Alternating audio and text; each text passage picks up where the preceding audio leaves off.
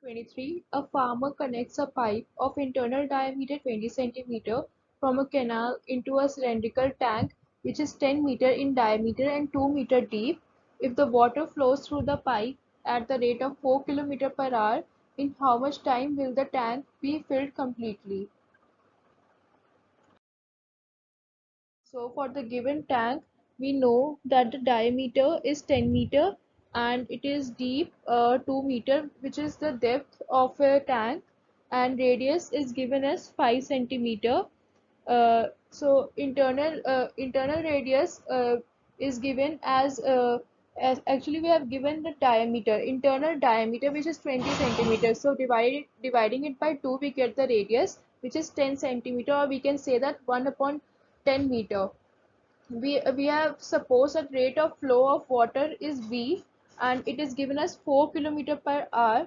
So we will convert kilometer per hour into meter per hour. We get the value as 4000 meter per hour, and we have to calculate the time taken. So time taken can be assumed as T in this question. Water flown through the pipe in T hours will be equal to volume of the entire tank. So we'll equate these values. Water flown in T hours is pi r square V into T. As we have to calculate the water flown in T hours, we have multiplied it by T R.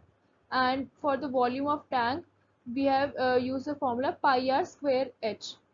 As pi is cancelled from both the sides, and r, we know that r radius is 1 upon 10, 1 upon 10. So we'll square it according to formula. And speed, we have calculated at 4000 meter per hour, and t we have to calculate.